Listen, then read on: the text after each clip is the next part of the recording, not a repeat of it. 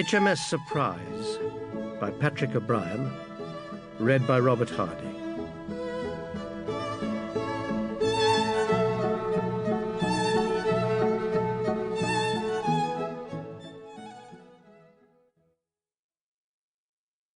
But I put it to you, my lord, that prize money is of essential importance to the Navy.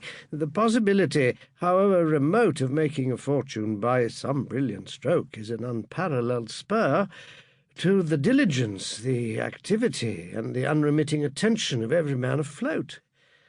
One or two striking examples of this kind in the course of a long protracted war are enough to stimulate the zeal of the whole fleet throughout years and years of hardship at sea, whereas a denial, on the other hand, must necessarily have a contrary effect. Sir Joseph was a capable, experienced chief of naval intelligence, but he was no orator, and he was conscious of a certain negative, unpersuaded quality in the air.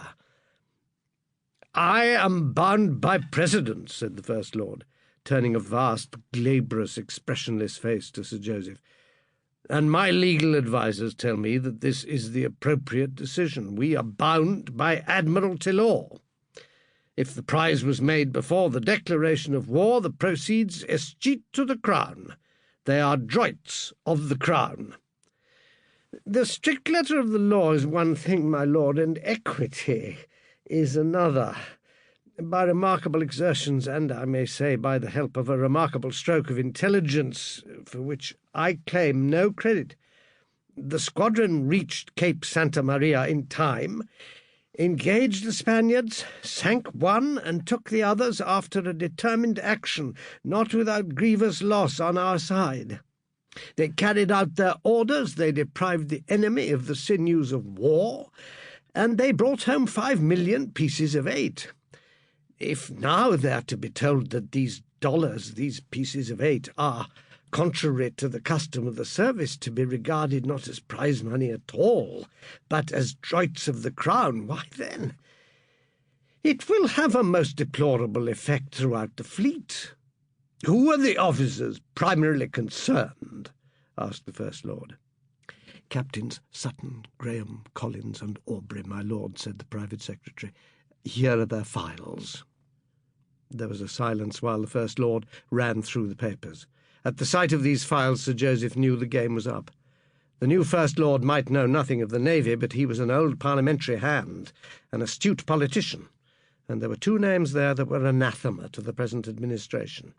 Sutton and Aubrey would throw the damnable weight of party politics into the wavering balance. "Sutton I know in the House," said the First Lord, pursing his mouth and scribbling a note. "And Captain Aubrey, the name's familiar." "The son of General Aubrey, my lord," whispered the secretary.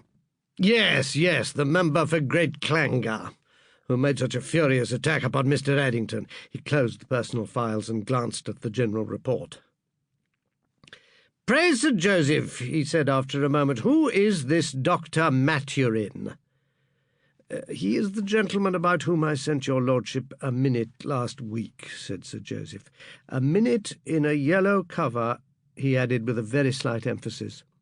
"Is it usual for medical men to be given temporary post-captain's commissions?" went on the First Lord, missing the emphasis and forgetting the significance of the yellow cover. "It is an exceptional compliment, but by no means unknown." "Oh," said the First Lord, conscious from something in Sir Joseph's cold and weary gaze that he had made a gaffe. "So it has nothing to do with this particular case?" "Nothing whatever, my lord." The First Lord clapped his hands on the table and said, "Much as I personally should like to fall in with Sir Joseph's in many ways excellent and convincing suggestion, I fear we are bound by precedent.